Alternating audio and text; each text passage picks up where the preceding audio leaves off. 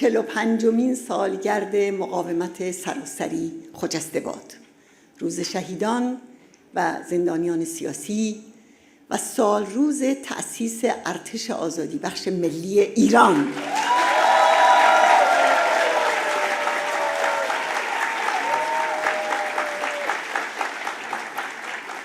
پنج سال مقاومت بیوقفه یک خلق در برابر هیولای استبداد دینی بزرگترین دارایی برای آزادی است که مردم ایران از آن بهره مندند.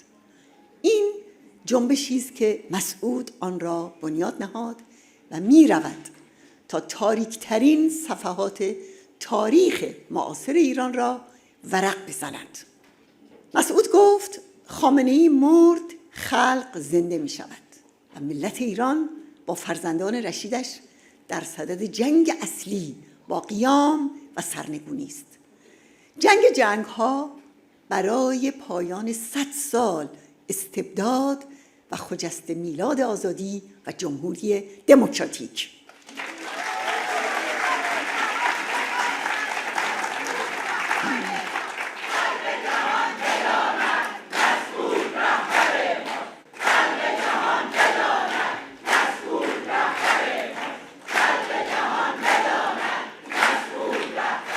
پسر خامنه‌ای که بیش از ربع قرن در کشتارها همدست پدرش بوده، امروز میراثبر ویرانه ولایت فقیه است.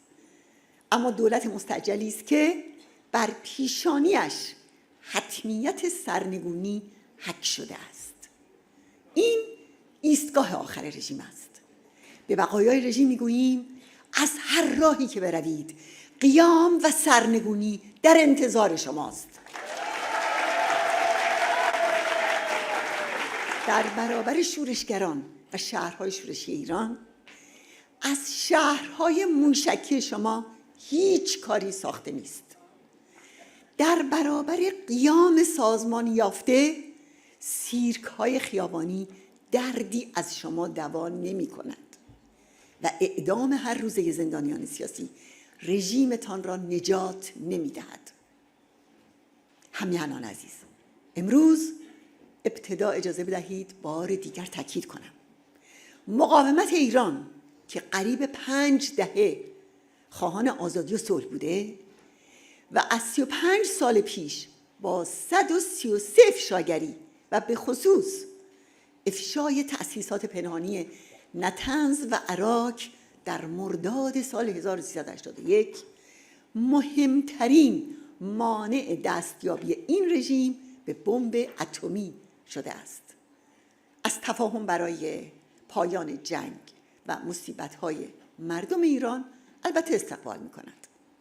در ایران کسی جز بقایای شیخ و شاه خواهان جنگ نبوده و نیست.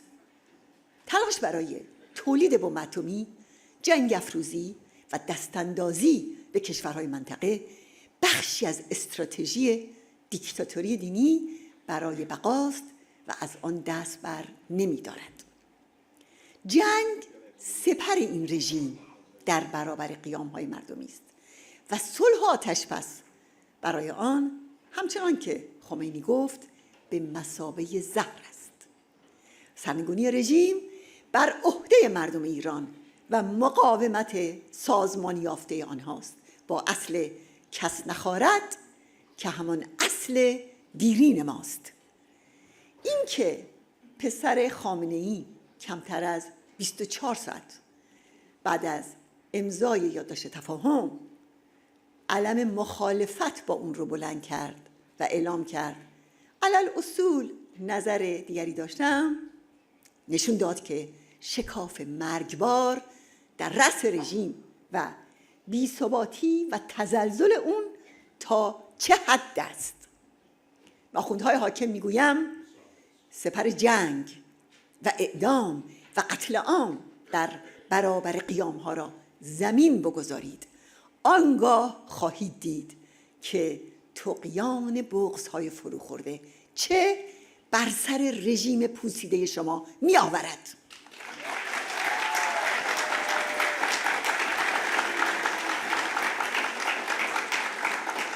جنگ اصلی میان مردم ایران است با این رژیم در حال مرگ که به هر طرف که بچرخد در بنبست است و سرش به سنگ میخورد.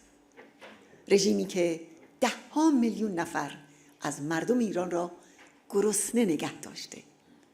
برخی فقط میتوانند با نان خشک سر کنند و قوت لایموتی در سفرهشان نیست.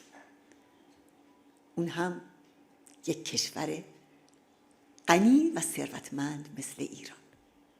بنابراین نجات مردم ایران یک راه دارد و تنها یک راه، و آن سرنگونی این رژیم پلید با انقلاب دموکراتیک است و البته این سرنوشتی است که از آن گریزی ندارد.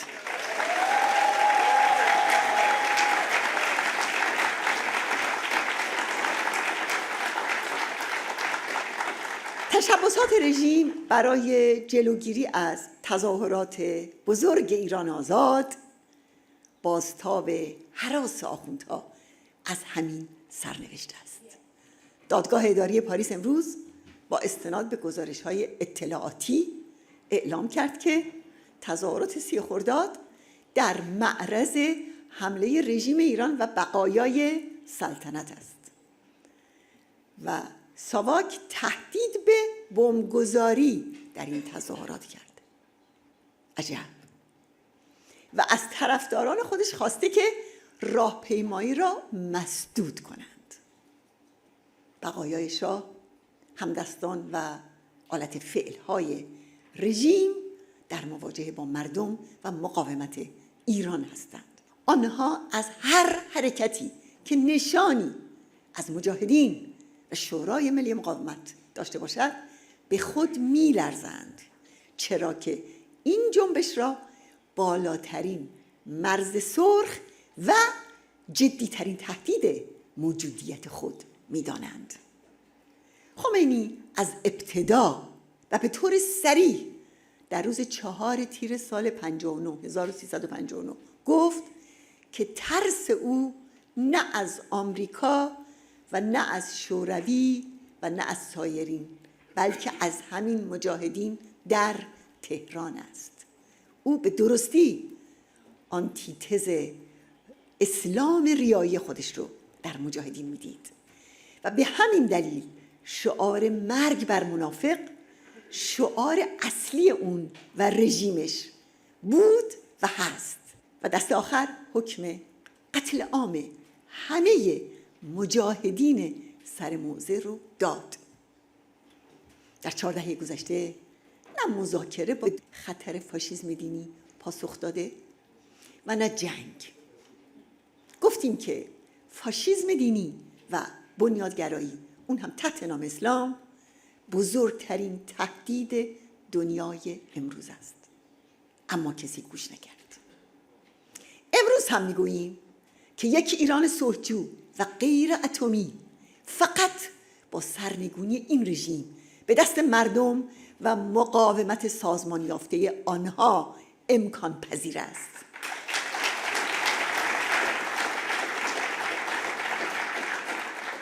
حاکمیت مردم، حفظ تمامیت ایران، همزیستی و صلح با همسایگان و کشورهای سراسر منطقه، بله همه در گرو برپای جمهوری دموکراتیک است.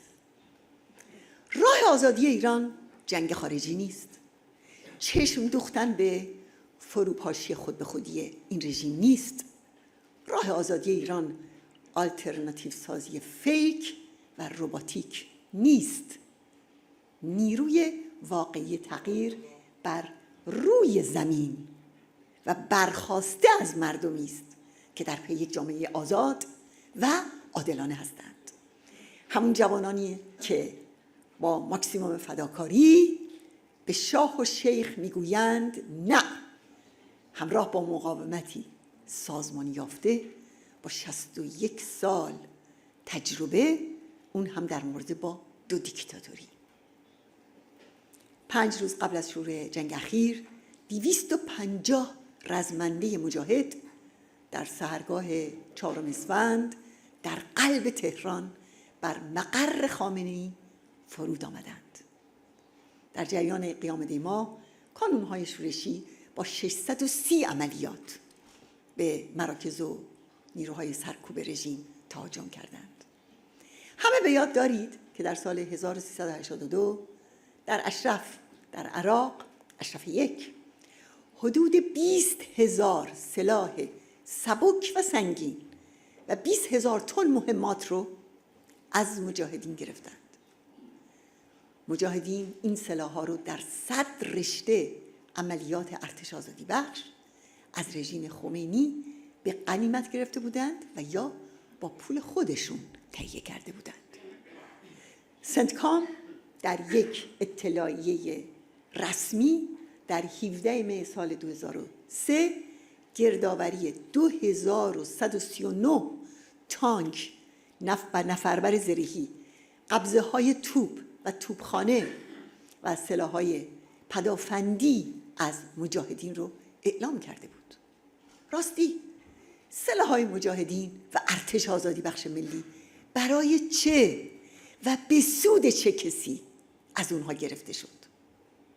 اگر ارتش آزادی بخش ملی ایران سلاح‌ها و مهماتش را در کنار مرزهای ایران می داشت، بدون شک سرنوشت قیام‌های مردم ایران در سالهای 96، 98، 401 و 404 به کلی متفاوت بود. چرا که به قول مسعود ارتش آزادی تنها راه برای آزادی است.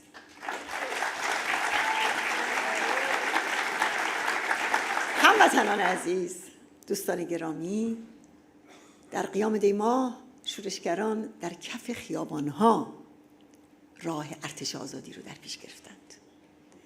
در بیدادگاه‌ها با سر بلند گفتند برای براندازی این رژیم برخاستند. اما اونهایی که ماشین تولید جعل و دروغ با هزینه‌های میلیاردی در دست داشتند، می‌خواستند با سرقت قیام اون رو تلاشی برای واگشت به دیکتاتوری سلطنتی وانمود کنند. امری که در عمل تماماً به سود خامنه‌ای بود و تماماً در خدمت سرکوب قیام بود. در خیابان‌های اروپا رژه‌ای با آرم ساواک شکنجه‌گر و گارد جاویدان به راه انداختند. وعده برپایی حکومت نظامی می‌دهند. هموطنان کرد ما رو سپاه پاسداران موشکباران میکنه و بازماندگان شاه به اونها اتهام تجزیه طلبی میزنند. اما ما میگوییم خودمختاری حق انکارناپذیر ملیت‌هایی است که در معرض ستم مضاعف بودند. آری، مرسی. آری، آینده ایران و صلح و آزادی در ایران در برپایی جمهوری دموکراتیک است.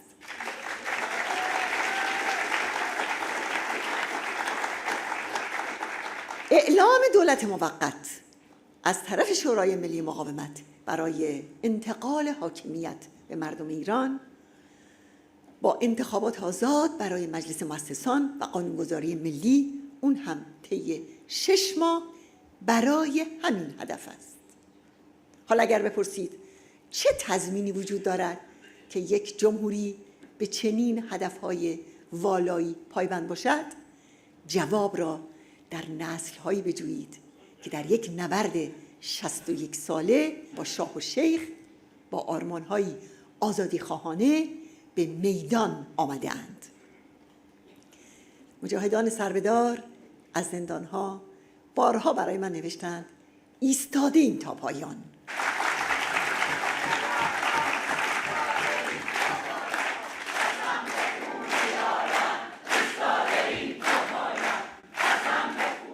حال بگذارید در پاسخ به این سربه‌داران و سربه‌داران سال 67،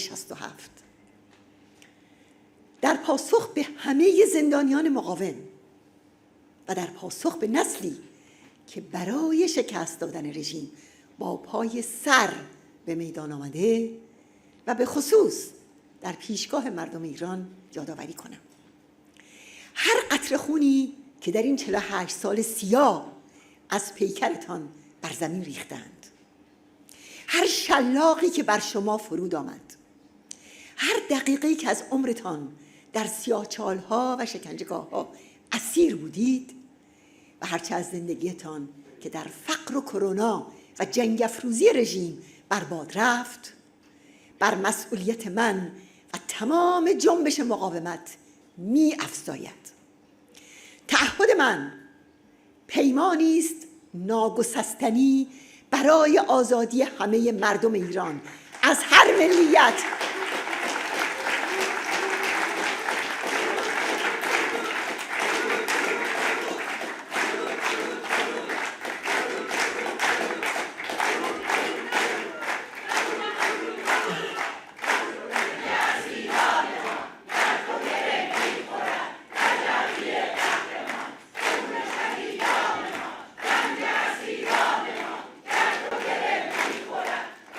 من پیمانی است ناگسستنی برای آزادی همه مردم ایران از هر ملیت و هر مرام، هر عقیده و با هر دین و هر آیین.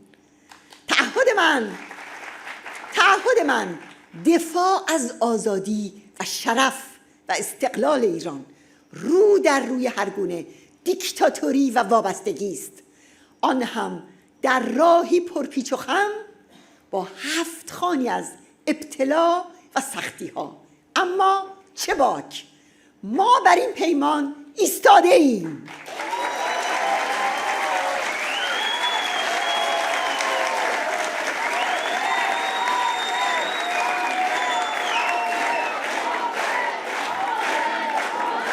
این عهد من و عهد ماست، عهد ما با شهیدان راه آزادی، عهد ما با مردم ایران و عهد ما با مسعود است تا آخرین نفس و تا آخرین قطره خون.